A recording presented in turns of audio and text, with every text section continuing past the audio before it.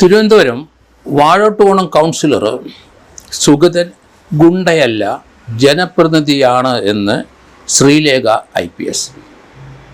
ശ്രീലേഖ നേരത്തെ വട്ടിയൂർക്കാവിൽ BJPയുടെ സ്ഥാനാർത്ഥിയായി മത്സരിച്ച വ്യക്തിയാണ്. അവർ പറയുന്നത് കഴിഞ്ഞ ദിവസം അവിടെ അന്തരീക്ഷത്തിലേക്ക് വെടിയുതിർത്ത് വാഴോട്ടുകോണം കൗൺസിലർ സുഗതനെ വട്ടിയൂർക്കാവ് SHO ബിപിൻ അറസ്റ്റ് ചെയ്തു. അത് പബ്ലിസിറ്റിക്ക് വേണ്ടിയിട്ടാണ് എന്നാണ് ശ്രീലേഖ IPS പറയുന്നത്. ബേസിക്കലി ആ SHO ബിപിൻ ഒരു കമ്മ്യൂണിസ്റ്റുകാരനാണെന്നും ചെങ്ങന്നൂർ ഇരുന്ന അദ്ദേഹത്തിനെ VK പ്രശാന്തിനെ വട്ടിയൂർക്കാവ് ജയിപ്പിക്കാൻ വേണ്ടി തിരുവനന്തപുരത്ത് കൊണ്ടുവന്നതാണെന്നും അവർ പറഞ്ഞതായിട്ട് മനസ്സിലാക്കുന്നു. അവർ പറയുന്നത് ഇയാൾക്കെതിരായിട്ട് കേസെടുത്തിരിക്കുന്നതെല്ലാം അത് അവിടെ നടക്കുന്ന അനീതിക്കെതിരായിട്ട് ഇയാൾ ശബ്ദമുയർത്തിക്കൊണ്ടാണ് അന്നത്തെ CPM ഗവൺമെൻറ് ഇദ്ദേഹത്തിനെതിരായിട്ട് കേസുകൾ പലതും 8-10 കേസുകൾ രജിസ്റ്റർ ചെയ്ത് കാപ്പ കേസിൽ ഇദ്ദേഹത്തിനെ അറസ്റ്റ് ചെയ്തു എന്നാണ് പറയുന്നത്. ഏതായാലും കഴിഞ്ഞ ദിവസത്തെ അദ്ദേഹത്തിൻ്റെ അറസ്റ്റ് ഒരു കൗൺസിലർ എന്ന നിലയിൽ വളരെ പ്രാധാന്യമുണ്ട്. ആ അറസ്റ്റിലേക്ക് രാഷ്ട്രീയപരമായിട്ടും വലിയ പ്രാധാന്യമുണ്ട്. തിരുവനന്തപുരം കോർപ്പറേഷനിലെ 50 പേരാണ് ഭരണത്തിൽ ഇപ്പം അവിടുത്തെ മേയറെ BJP മേയറെ ഭരണത്തിൽ കൊണ്ടുവന്നത്. 51 പേരുടെ പിന്തുണ വേണമെന്ന് അതിൽ ഒരാൾ സ്വതന്ത്രനായ ഒരാളെ ചക്കിട്ട് പിടിച്ചിട്ടാണ് അദ്ദേഹം മേയറായതെന്നൊക്കെ വാർത്തകൾ അന്നും ഉണ്ടായിരുന്നു. പക്ഷേ 51 പേരുടെ പിന്തുണയുണ്ട്.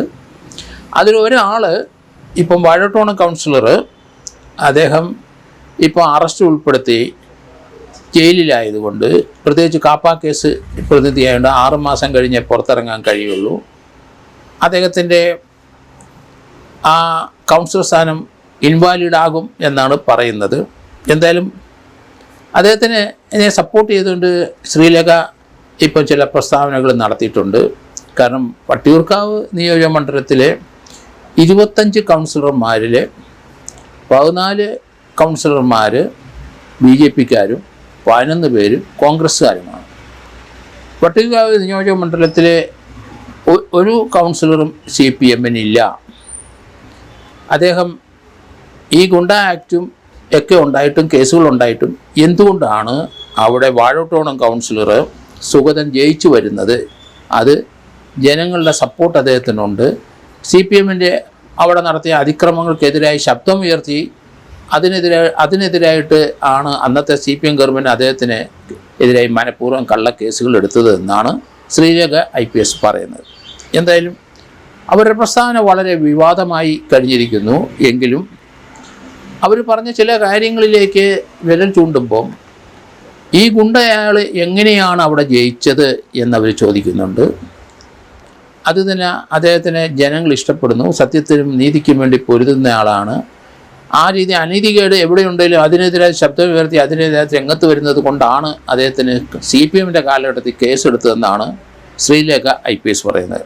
ഏതായാലും കഴിഞ്ഞ ദിവസം ആ ഗുണ്ടയെ അല്ലെങ്കിൽ വാഴോട്ടുകോണം കൗൺസിലർ ഹൈക്കോടതിയിൽ നിന്ന് ജാമ്യം ലഭിക്കാതെ വന്നപ്പം അവിടെ വട്ടിയൂർക്കാവ് SHOയുടെ നേതൃത്വത്തിൽ പോലീസ് രാത്രി അവിടെ ചെന്ന് അദ്ദേഹത്തിനെ പിടിക്കുന്ന സമയത്ത് വയലൻസ് ഉണ്ടാകുകയും അത് ഒരു അങ്ങോട്ടും ഇങ്ങോട്ടും ഉന്തും തള്ളും പ്രശ്നങ്ങളും ഉണ്ടാകാൻ തുടങ്ങിയപ്പം അവിടെ കൂടിയിരിക്കുന്ന ആ സിറ്റുവേഷൻ ഒന്ന് മാറ്റിയെടുക്കുന്നതിന് വേണ്ടി ആ SHO അവിടെ കൂടിയവരും ഇദ്ദേഹത്തിൻ്റെ സപ്പോർട്ടേഴ്സിന് അവിടെ നിന്ന് വിട്ടുപോകുന്നതിന് വേണ്ടി അന്തരീക്ഷത്തിലേക്ക് വെടിവെച്ചു. അവിടെ ഒരു സമാധാന ഒരു അന്തരീക്ഷം ഉണ്ടാക്കി അതിനുശേഷം ഇയാളെ അറസ്റ്റ് ചെയ്ത് കൊണ്ടുപോയെന്നാണ് വാർത്ത വന്നത്. ആഭ്യന്തര വകുപ്പ് മന്ത്രി അദ്ദേഹത്തിനെ അഭിനന്ദിക്കുകയും ചെയ്തു. അത് ഒരു പോലീസ് ഉദ്യോഗസ്ഥന് അടിയന്തര ഘട്ടത്തിൽ വെടിവെക്കുന്നതിൽ ന്യായീകരിക്കത്തക്ക രീതിയിലാണ് ഞാൻ ഉൾപ്പെടെയുള്ളവർ പറഞ്ഞത്. കാരണം അങ്ങനെ ഒരു സാഹചര്യം ഉണ്ടായിട്ട് അതിനകത്ത് രാഷ്ട്രീയം നോക്കില്ല. ജീവനും സ്വത്തിനും സംരക്ഷണം കൊടുക്കേണ്ട സന്ദർഭത്തിൽ SHOമാർ വെടിവെക്കും, വെടി ഉതിർക്കണം എന്ന് തന്നെയാണ് എൻ്റെ വ്യക്തിപരമായ അഭിപ്രായം.